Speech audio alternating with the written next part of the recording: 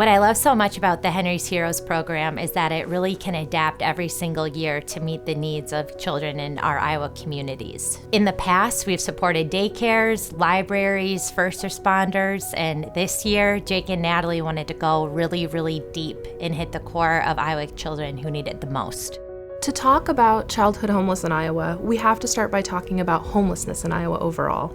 And the issue in the Midwest, particularly in Iowa, really is an invisible problem. I think that in other big cities in the coast, we see homelessness as an issue because they're visible.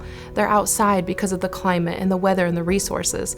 Here, it's a lot of families doubled up on couches, sleeping in vehicles, moving every day, or staying with friends and family that may or may not have the capacity to take that on. So we tend to think because we can't see it or hear it that it's not an issue. But what we know from the thousands we serve every year is that it is, and the children suffer the most in many occasions from that homelessness because they need stability. 1 in 34 children have experienced housing instability or homelessness. And if you think about that, you look at a classroom full of faces, 34 kids, someone doesn't know where they're gonna go tonight. And I think if you really focus on that, then you'll understand every effort is worth it. Because usually those kids are silent. They're not gonna say, or they might not even understand, right, that they're homeless or unstably housed. As bizarre as that sounds. Last year alone, we served over 36,000 individuals, either directly or impacted. So these are kids that have been abused, abandoned, neglected.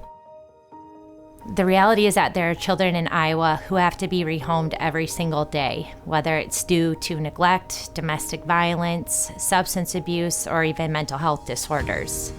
And so we created the Dream Kits. It's something that children being rehomed can call their own. And the goal was that we know it's obviously not going to solve their problems, but we hope it can act as a gesture of love and support and give them hope and know that, their current circumstances aren't forever and that they can dream big.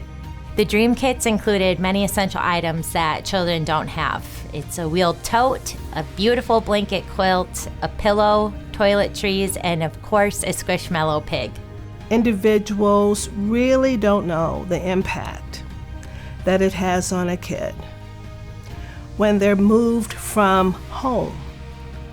Whether it's a home where there was a food insecurity, or whether they didn't know whether they were going to stay there in their own bed again that night. Because the kids provide a sense of comfort, that kids would recognize that someone cares, knows, understands, and that they are not invisible. It's just great to know that there is someone else out there that is rooting for them and that wants to provide the support.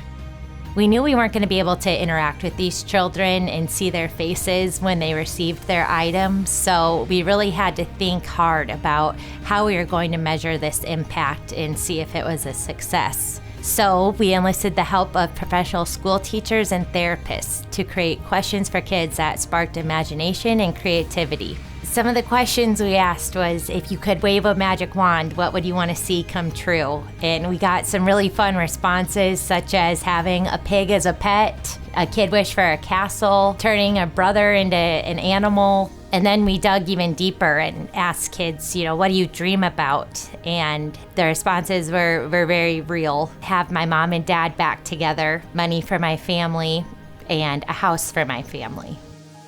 And my favorite quote from Maya Angelou, people will not remember what you said. They may not remember what you did, but they'll always remember how you made them feel. The Dream Kits make people feel they're cared about, and you're instilling hope. And we're there, a part of that journey, walking along with them.